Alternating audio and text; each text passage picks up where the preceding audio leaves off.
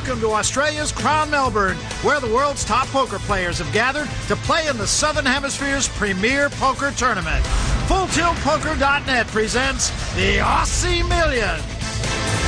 Last time on the Aussie Millions Cash Game Invitational, a familiar face made his presence known at the table. I'm gonna start playing some hands now.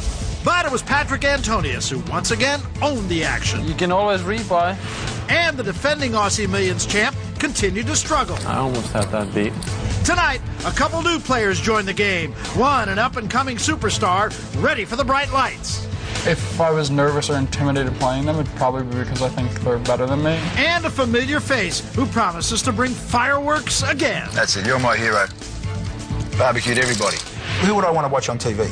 I like to watch Mike the Mouth Matuso. I like to watch Phil Hellmuth. Give me the colourful character that can play rather than the statue. Tonight, superstars, young blood, and local flavor play with a fortune in cash at stake. FullTiltPoker.net presents the Aussie Millions Cash Game Invitational. And we welcome you to Australia's Crown Melbourne, the home of the 2008 Aussie Millions. Tonight's action just about to get underway. I'm Barry Tompkins alongside the Professor of Poker, Howard Lederer. Howard, let's meet the players.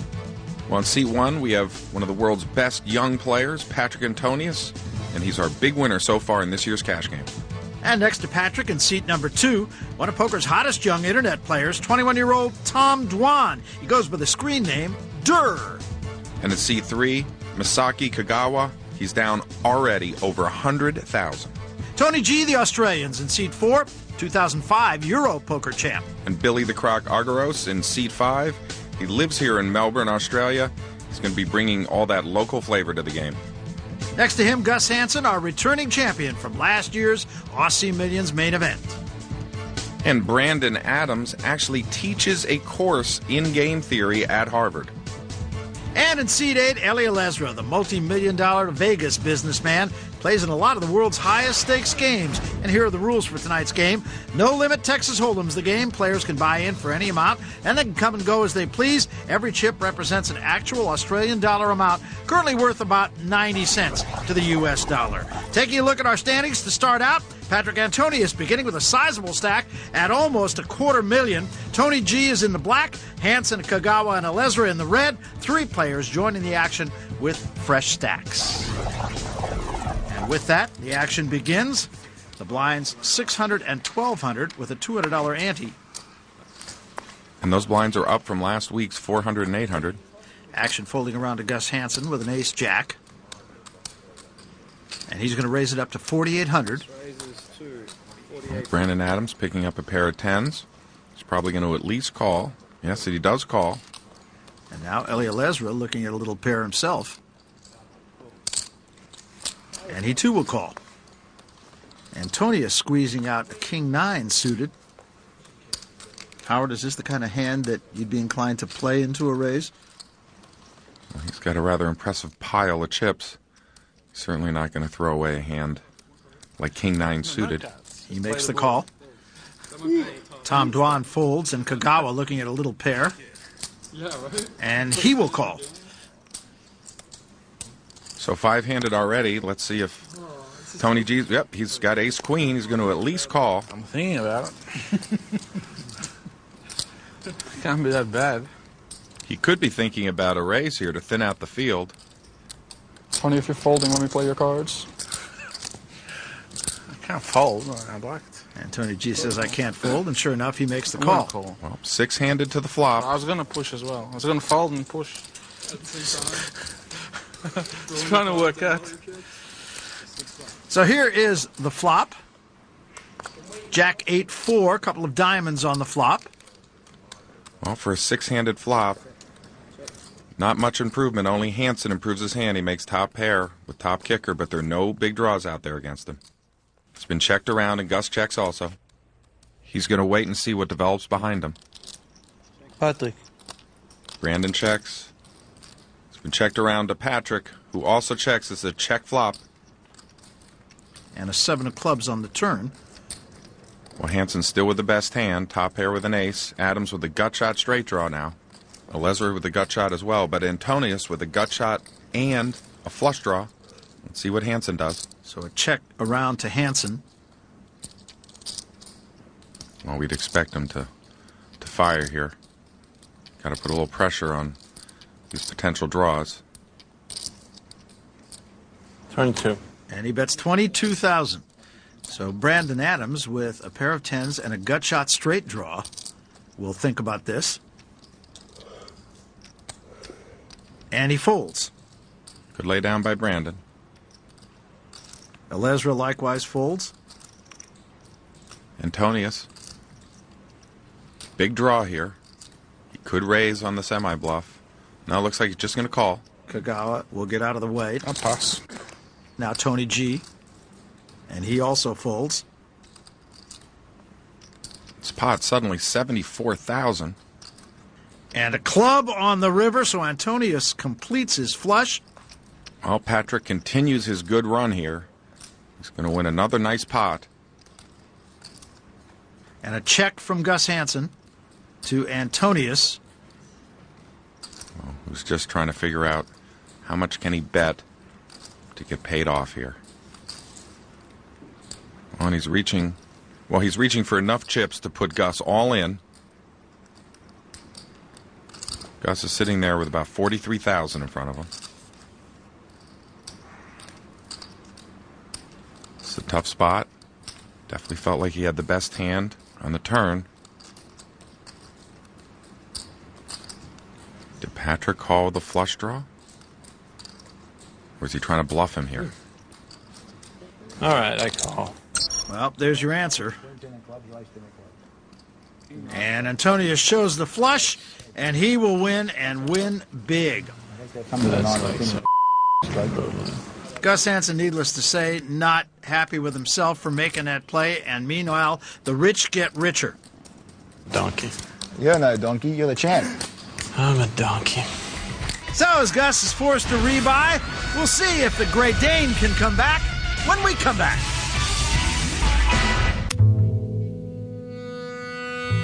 Hello, Mr. Cunningham. Alan, it's a big pot out there, buddy. I'm all in. Don't be scared. I call. Only a donkey would make that call. We play at FullTiltPoker.com. Welcome back to the FullTiltPoker.net Aussie Millions Cash Game Invitational. A great cash game player? To be a great cash game player, you need very good bankroll management skills. You need to have a very good discipline. You know, it's call it tuition, one end or one chip that you're throwing in. You have to be able to handle a lot of pressure. There's always action in the cash game, or it's a little more slow developing in the tournament. It's a different game. I think this is what I love to do. This is real poker for me. Well, Patrick Antonius is obviously loving the competition here. He's ahead over 340,000 Australian dollars in this cash game. I'm Barry Tompkins, along with my partner Howard Lederer. And Howard, this is the second year in a row that Patrick has absolutely killed in this competition. What makes him such a good cash game player? Well, obviously, Patrick, a very talented poker player, but I think the results you're seeing so far in this game isn't necessarily about what's happening at this table. Patrick Antonius is an action player. And these players know it because he gives action day in and day out. So if he's going to hold the deck like he is tonight, he's going to win big because they have to defend against his frequent bluffing. Well, it has been a feast in every possible respect for this man today, Patrick Antonius, feasting on his opponents and feasting on the culinary delights here. Well, it's shots like that that get someone like me upset, seeing how much he can eat and stay so skinny. Action folding around to Brandon Adams now. And he's got the goods. And he'll raise it to 5,000. Alezra folds.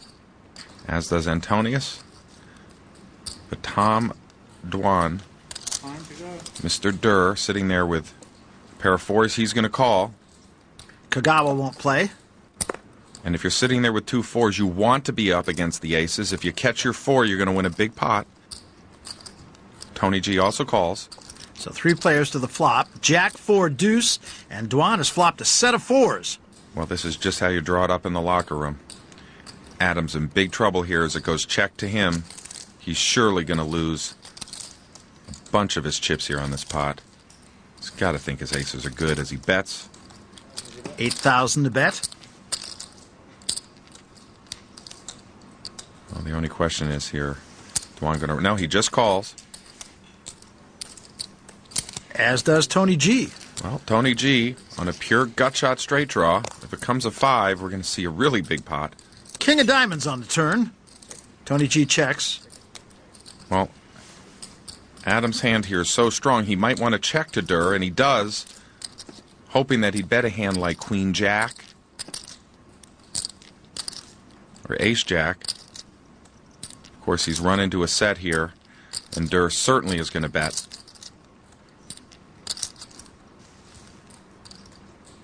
And Adams very well might check raise himself all in here. This could get ugly. 22,700 the bet from Durr. Well, I think Tony G is going to have to finally give it up.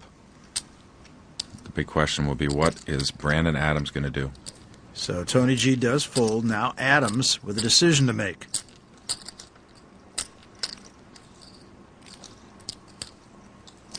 And he's going to call. Yeah, Brandon not looking happy. Maybe he's kind of figured out he could be in trouble here. Just too tough to lay down 2 aces. On the river, a 10 of hearts. No help for Adams. And he checks. That's another dangerous card for 2 aces, though. If Durr moves him in, he might be able to get away from this hand. So it's not likely. 86,000 in the pot. I would expect Durr to put him all in here. Come on. You called it. All in for 89,800. This is just a sickening decision. And if you're going to play cash game poker with these deep stacks, you're going to be put in these spots. When you pick up a big hand, what a great laydown. Got to hand it to Brandon Adams. He had the courage of his convictions, and he laid it down. It was nitty. It was nitty. And quads. He had quads. Yeah. Well, Brandon Adams not really appreciating the humor here, but for Tom Dwan, there are a lot of expectations for this young man who's already made quite a splash in a relatively short period of time. Tom Dwan. I turned 21 July 30th. Online, I'm known as Durr. I didn't put tons of thought into the name Durr, but I wanted something that would annoy my opponents if they lost to me, and I figured Durr was one of the dumber sounding names and also sounded amusing, so I just choose that. I know he has an amazing amount of talent. Tough, young player, aggressive, can do a little bit of this and a little bit of that. In the old days, people used to scoff at online players, but not anymore. I mean, these guys that learn on the internet have really become some of the toughest players in the world. There's definitely too much hype for these internet players. Yes, they have a lot of experience, and they're great compared to how most of us were when we were their age. But I don't think they're in the same league as a Phil Ivey yet. You know, let me tell you something. I mean, it's one thing to be a good no-limit hold'em player, which there's a lot of players like that, and there's another thing to be a good poker player, and it's a big difference, and I think a lot of these kids don't understand the difference, you know? I mean, they've played 20 years of 8 different games, getting dealt at 60 hands an hour, and I've played mainly one game, getting dealt maybe 800 hands an hour. And I've also talked about it more with friends and stuff, probably. I mean, it sounds cocky to say I have an edge. I wouldn't necessarily say that, whatever, but I feel it's a good spot, a good game to play in. I'm not really trying to prove anything. I'm trying to make money. Well, you got to admire the nerve, Howard. Well, he's got a lot of confidence. He's had a lot of success already in his young career. I would expect that 1 or 2 of these young internet players that we're seeing will go on to have Hall of Fame type careers. We just don't know which of those young players it is yet. Masa Kagawa got to bet 4,000 to start things with an ace-10 suited. Now Tony G folds the jack-10 offsuit. Croc folds, as does Gus Hansen and Brandon Adams. Now Elezer with a 10-6 offsuit. He'll get out of the way. Well, Antonia's certainly going to call here with an ace suited and a big pile of chips, looking to take another chunk out of Masa. Now Dwan. 9-8. Well, not a very good hand, and a 9-8 is just the kind of hand that gets into big trouble. Those middling hands can catch the wrong end of a straight on a Queen-Jack-10 flop. He is going to call, however, so 3 players to the flop. And here is the flop, King 7-5. Everybody misses. Antonius checks. Yeah, but Dwan has caught a gut shot straight draw to the nuts. This is a horrible flop for his hand. He's thinking about it. Check. Now Kagawa. Oh, Masa raised before the flop. One might think he would lead out here, even though it's three-handed. No, he checks as well. A little timid. So 3 to the turn, and a queen of clubs. Again, no help to anyone. Antonius checks. Well, here's a spot where Durr may try and take a shot at it. If everyone missed, it's a good spot to semi-bluff. And Durr checks. Kagawa likewise. On the river, a 5 of clubs. And again, no help. Well, here's one of these pots where we have to see which of these players wants it. Patrick and Kagawa have the same hand. They would split if it gets checked around. Patrick reaching for chips here. He bets 9,000. So now the onus falls to Durr. Well, he's certainly not going to just call. He's either going to raise or fold here.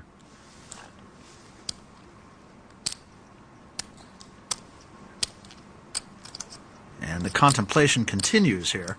Well, if he were to put in a nice raise there, it would work. No, he's going to throw it away. Really bad. I'm such a nit. And now Kagawa. Well, if Masa folds, which is kind of likely here, we would have seen Patrick. Yeah, Patrick bluffed half the pot here. If it had gotten checked around, he would have won half the pot. Instead, he gets the whole pot. Nice play. Antonius wins 13,600. I play so bad. Nice hand, Pat. Thanks. Runaway train. Didn't you win some huge pot last year, too? 150,000. He was like the only winner. Him and Massa, the only winners last year. Well, there's a lot for Patrick to smile about. We'll be right back.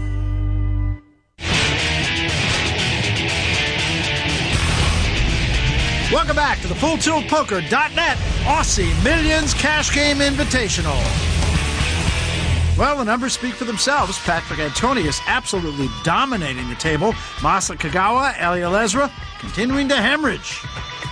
Patrick Antonius up about 310,000 U.S., dominating this year's cash game table, much like last year. First to act on this hand, and an ace-8, and he'll throw it away. Dwan likewise will fold, and so will Kagawa. Well, Tony G picks up a pair of 7s. Certainly going to play, and he does raise to 3,800. And now the crock.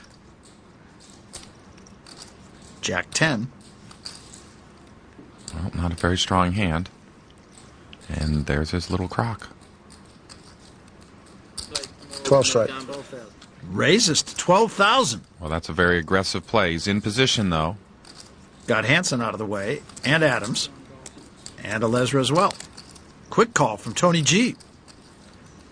Well, the crock actually in pretty good position here. He's going to be able to act last every street. He's represented a big hand. Ace-9 deuce on the flop, a rainbow. Well, that's going to be a tough spot for Tony G to call. I'd expect the crock to continue betting here and pick it up. And he does, 17,000. It's all right. I got the same hand back to back. And that will be enough to get Tony G out of it, and the crock will pick up 27,400 in that pot. It's a nice professional play by the crock. And a nice pot for Billy Agaros, who's been pretty reserved today, unlike last year when the now infamous crock was a bit more talkative than many thought he should have been.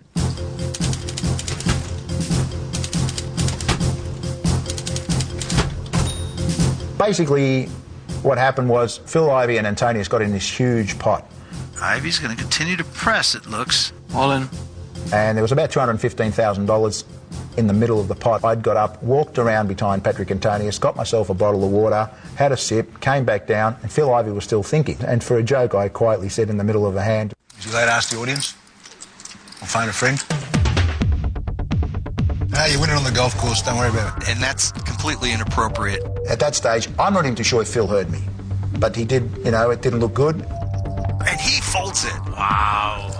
Nice hand, Mr. Antonius. I remember him saying something, and he irritated me at the time. As they say here in Australia, he's going walkabout. When Phil Ivey got up, I thought, oh, is he coming back? Is he not coming back? Have I really, overstepped the mark, shot my mouth off too much? About 4 people came up to me and said, man, Phil Ivey, he's going to kill you, boy. My wife even said, what are you doing? Next time, keep your mouth shut. So I said, I better nip this in the bud. I walked straight up to Phil. Phil, got a couple of minutes, talked with him. When I see him, we still talk to each other. Everything's cool. Here we are today, and hopefully I'll behave myself a little bit better today, Phil. So was he out of line, Howard, or is that just part of the game? Oh, yeah, he was very out of line. You just stay out of the way when 2 players are playing a big pot. We're all having fun at the table, but when the pot gets big, you be quiet, let them play their hand. Well, Brandon Adams is going to play his pocket 7s. He raises to 5,000. That gets Alezra out of it, and Antonius. Did you make it 5,000 again? Yeah. Guess I got a call. And he does. And Kagawa looking at a king-jack. Well, this is a much worse spot for Dwan. Now, if he makes his 3 6s, Adams doesn't have the big overpair, so it's not in as good a position. Kagawa raises, makes a 25,000 with king-jack offsuit. Enough to get Tony G out. Maybe losing a little patience here. Uh-oh. Well, Billy Croc's certainly going to move all in here with ace-king. Great spot. And he has Massa dominated. He's going to raise it to 50,000. Well, these small pairs are just going to have to fold, even though they happen to be best. Well, at least I can't make a mistake now. And he folds. Oh, it's gamble. Gamble. Okay. I was going to get it. Is he? Let's open up. It's king. Oh. Well, Kagawa called all in for his remaining 23-8. Count jacks. Masa Kagawa gets nearly 50,000 in before the flop. King-jack offsuit.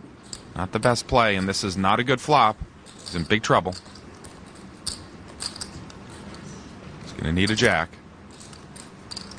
Here's the turn, a king of clubs. So both pair their king. Oh. That's good. Good. Good for me, isn't it? No, nothing. Croc has the ace kicker. Kagawa needing a jack, or he's going to lose his second buy-in of the day. It's a 2 of clubs, and the Croc will win 111,000. So that'll be all for Masa Kagawa. The Japanese amateurs busted out.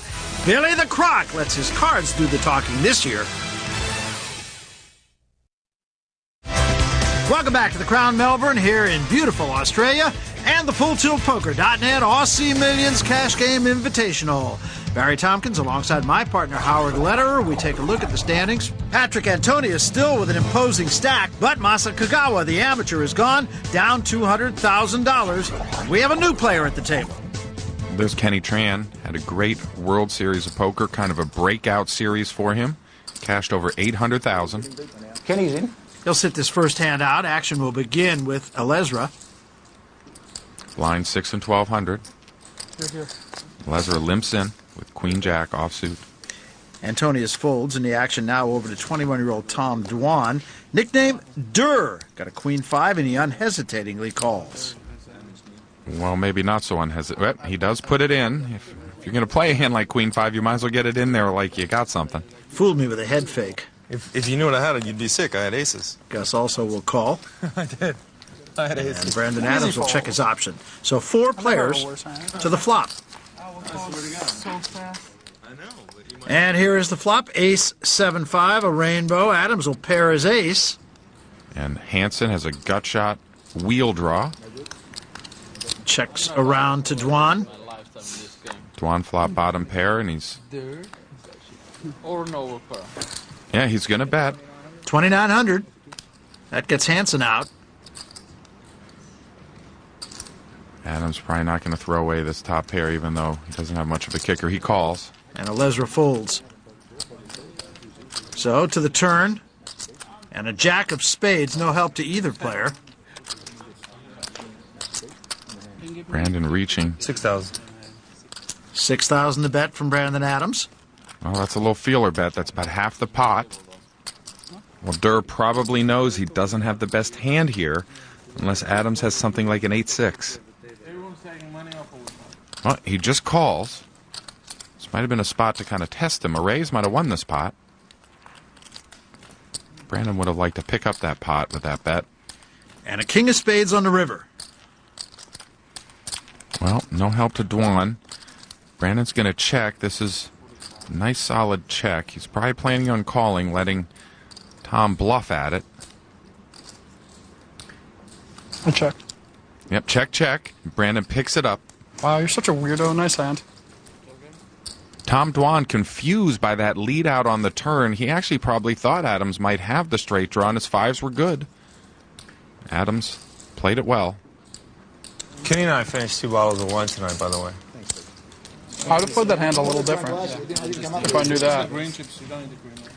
So, confessions around the table here. Well, I didn't know that Brandon and Kenny were that close, that they're sharing bottles of wine. So now Kenny Tran playing his first hand here, and he folded. Tony G gets out of the way. So does the Croc. So does Gus Hansen. And now Raise. Brandon Adams, pair of jacks, going to raise it up, 5,000. Alezra will fold. So will Antonius. And now Dwan with an ace-king. Well, these two have tangled twice already, splitting the first 2 pots, though Dwan got the best of those 2 pots with the bigger pot, but this looks like a spot where, well, it looks like he's going to re-raise. He does to 16,900. We could see all the chips going into the middle here before the flop. This could be a big coin flip. I'm all in. Yep. Did you say all in? I call. And Dwan calls almost immediately. I have ace king. 89,600. Well, certainly Dwan couldn't think about laying down the ace-king. Get the reload ready, just in case. Could have been a lot worse. This is a good spot for Adams. You see, it's not really a coin flip, 57%. And here's the flop, queen 10-8. Interesting flop. Well, Dwan needing an ace, a king, or a jack. Otherwise, Adams going to double up. The turn is a 10 of diamonds. That's no help to Dwan. That's not a good card. Well, he recognizes that the jack is no longer an out, so he's down to an ace or a king, or Brandon Adams is going to double up and get revenge on Durr for cracking his aces earlier. And here is the river, and it's an ace. Ooh. Brutal. That would say it all. And Dwan is going to take down 181,400. Yeah, I'll give you big chips. And what's left for Brandon Adams now is just to reach into his pocket for a rebuy, and Tom Dwan gets right into the thick of things here in one big hand. It's kind of sick with how aggro we've both been playing too. Well, aggro means aggressive to this 21-year-old whose fearless style is serving him well. We'll be right back. Welcome back to the Crown Melbourne. We're on the banks of Australia's Yarra River. Well, if you like to do some shopping, this is one of the finest spots in the world. The Crown property houses such signature brands as Gucci, Harold's, Prada, and Versace. If you want it, you can find it here at the beautiful Crown Melbourne. Eliel Ezra is straddling here, so first action this hand goes to Patrick Antonius. Well, and with that stack, Patrick can probably do a little shopping here. Dwan will throw his hand away as well. Now Tran with a pair of jacks. Well, I'm certainly going to raise. Looks like. And he does to 7,500. Make it 7,500. This is the first pot we've had where someone straddled for 2,400. Could kick up the action a bit. Tony G folds the ace-8. Croc laid it down as well. Wow, Gus Hansen with 2 queens.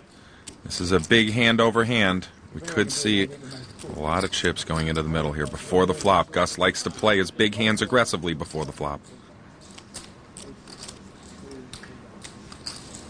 And he will be just that. Looks like 30,100. Well, Gus, capable of playing any two cards. And a big decision early for Kenny Tran. He knows that by playing aggressively before the flop, he often gets the most action that way. I can't see how Kenny can get away from it. In fact, well, I thought he might have moved in, but he just calls. So two players, each with a good hand to the flop.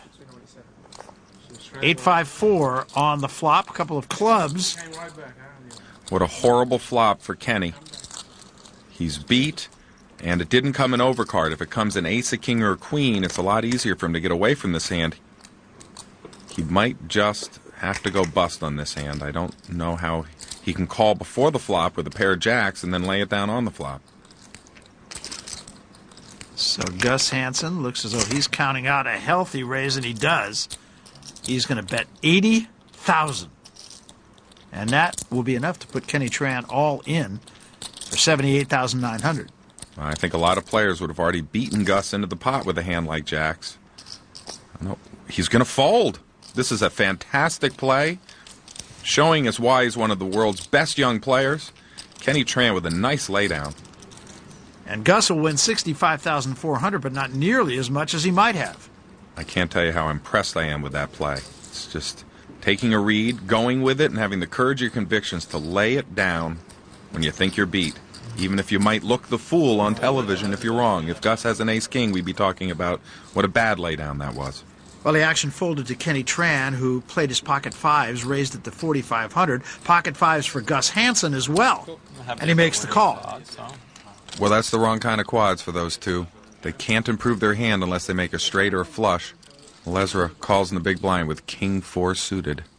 So three players to the flop. Well, big flop for Ellie, and we know the other two practically can't improve their hand unless they catch a backdoor flush draw or a backdoor straight. And Kenny Tran's going to bet 8,000. Well, nearly drawing dead. Have to hit a backdoor hand here. Hansen folded. Well, if Ellie knew what great shape he's in, he'd certainly slow play. If he raised, he's probably just going to pick it up. And he does raise it to 20,000.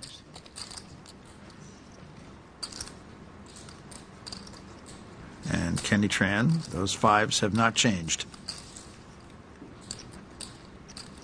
Can't really see how he can call here or play. He'll throw it away, and Lesra will pick up a small pot. Nice laydown, Kenny.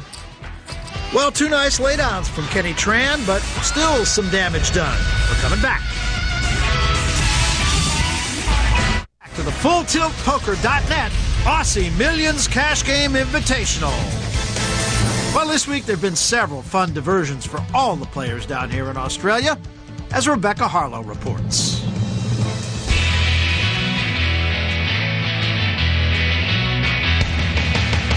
The Aussie Millions isn't all business at the poker table. The online players and the pros got to spend an evening on the water enjoying all that Melbourne has to offer. The spectacular views of the Yarra River were only part of the story, as a very lucky group of amateur players had a chance to get up close and personal with their poker heroes. It's great just hanging out with the pros and cruising the Yarra River. It's cool to see, these players that a lot of them haven't played, in a 10,000 main event, and to see their excitement and their energy, it's a really cool experience. There were card games, a gourmet dinner, Know Your Pros trivia. By age 14, which tilter called himself a baseball card dealer? And of course, what cruise would be complete without a hands-free pie-eating contest? On this night, not a single player can complain about a bad river.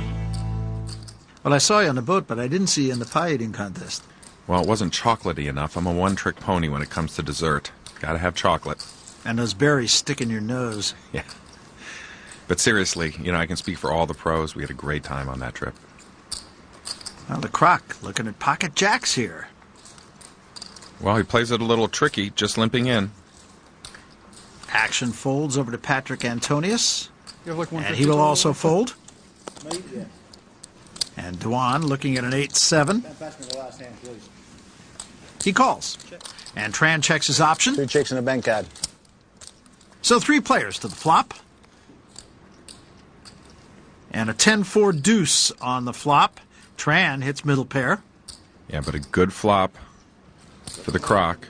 He's got an overpair, but Tran leads out with middle pair. That's 3,000. They haven't got a set. Croc calls. Croc continuing to slow play here, giving Tran a free shot to improve to one of his 5 outs. Durr folded. Queen of diamonds on the turn. Well, not the card that the Croc was looking for. An overcard could slow him down a little bit. Of course, it's better than a 3 or a 4. Kenny continues to fire here. 7,000 to bet. Not really sure what hand he can put Croc on. Limping up front, calling on a flop with deuce 4-10. Feels like those 4s shouldn't be good, but maybe he thinks the Croc has 8s or 7s and would lay it down here. Pray as well. The dreaded overcard came. See you at the river. More overcards are coming. Croc calls. Tony G making comments where they might not be welcome. You don't know what I got. Boom! King of spades on the river. Can't be good. Tony G continues to speak out of turn. Tran checks. I guarantee you my hand's by 23 lengths in front of him. I'm not going to bet. I'm going to just take the money. Check. Show me a 10. That's small pair. Croc checks. And he'll win 25,200. He could have taken it if he wanted to. He's not taking it. He's taking nothing. He's taking nothing. Well, another tough hand for Kenny Tran, who wishes he was zigging instead of zagging. Meanwhile, the Croc takes another small bite out of this table. Unless he makes a real big bet on the river.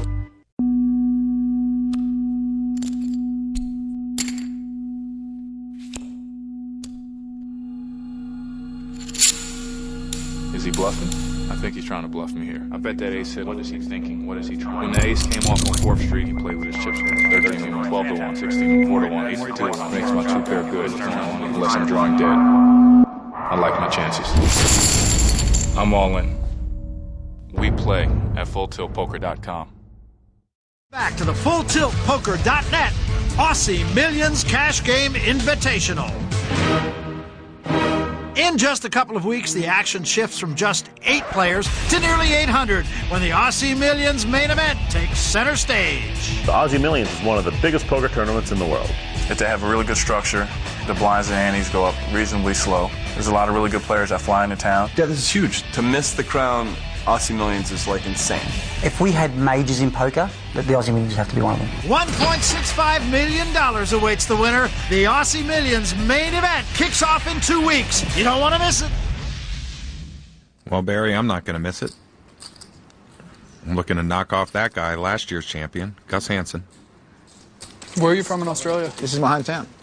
This is it. Did you grow up here, or? Yeah, I was born in Melbourne, and I used to travel to Vegas to play poker, and now we have probably one of the best tournaments in the world here. The Croc has played in every Aussie Million since 2003. And the action will fold over to Tony G, who also will fold, and so will the Croc. And now Gus Hansen. Hansen with a Jack-3 suited will raise to 5,200. An aggressive play from Gus. Fold for Adams and Alesra, now Antonius. But he will have position. Patrick, ace-6 offsuit. Some players might not call the raise here, but at this stage, I think Patrick's looking for any excuse to get into a pot, and he does call. So 2 players to the flop. And on the flop, ace, jack, 5. So Antonius has paired his ace. Hansen has paired his jack. Check from Patrick Antonius. Well, we'd expect Gus to continue firing here. Make a continuation bet. He represented a strong hand. He actually flopped a little something. He does bet. 6,600. I'd expect Patrick to at least call. Probably call is the most likely play here, but he could raise, trying to protect his hand if it is good, and find out where he's at if it's no good. And it looks as though he's just going to call. Yeah, he counts out a call and does call. Now, Gus not thrilled. At this point, he has to hope that Patrick has a draw, which, of course, could easily win anyway. Wow, that's not a good card for Gus. Antonius checks. The problem with Gus's hand here is if Patrick had a flush draw or a straight draw, he's made at least a pair of queens here. So if Gus Hansen bets on the turn, he's just bluffing. But he might just check it here. Maybe he could hope that Patrick had a small straight draw. Draw to the 5-high straight. But he's counting out a solid bet. 15,200. Well, Patrick can't be thrilled here. Gus did raise before the flop. If he has an ace, he almost certainly has Patrick out kicked. But Patrick does have that 6 of diamonds. Gives him some outs if Gus has a better ace, potentially.